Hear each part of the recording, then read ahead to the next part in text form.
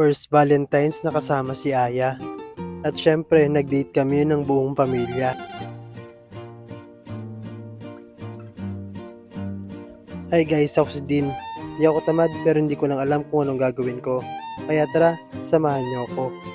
Gabi ko na na-pick up itong sasakyan na gagamitin namin. At bumili na rin ako ng paboritong bulaklak ni Angel. Syempre, meron din ang aming little Angel. At gusto ko na ako ang unang nagbigay sa kanya ng bulaklak. Dahil sigurado na darating ang panahon na maraming magbibigay sa kanya. Dahil yon sa kanyang tinataglay na ganda. At balak sana namin mag-date dito sa may lakeshore. Ang problema ay inabutan namin itong nakasara. Sa traffic kasi ako sa pagkuha ng sasakyan na gagamitin namin. Kaya naman kinabukasan ay bumawi na lang kami.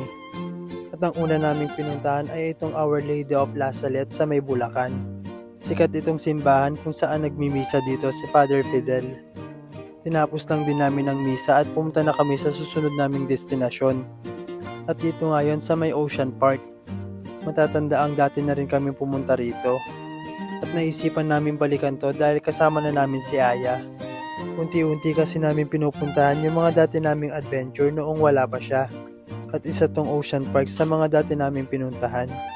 Excited na rin kami makita yung reaksyon niya kapag nakakita na siya ng iba't ibang klase ng hayop. 6 months na rin kasi si Aya kaya ito na yung stage kung saan nagiging curious na siya. At ang una namin pinuntahan ay itong World of Creepy Crawlers. Tinititigan talaga ni Aya ang mga iba't ibang hayop na nandito. Pagkatapos ay kumain muna kami ng tanghalian para tuloy-tuloy na rin kami sa pag-iikot.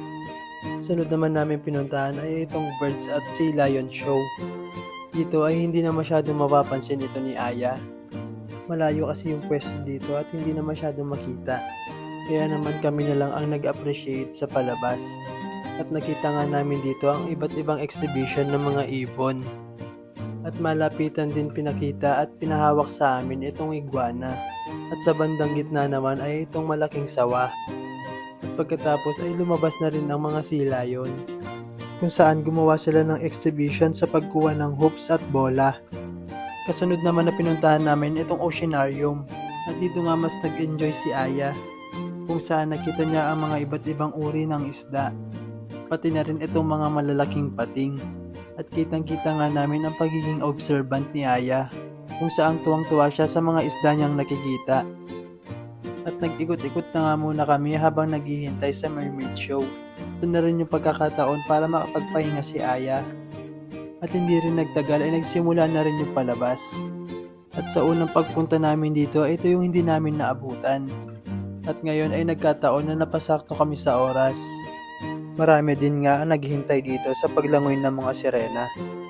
At ang halos lahat ay naaliw lalong-lalo na ang mga bata.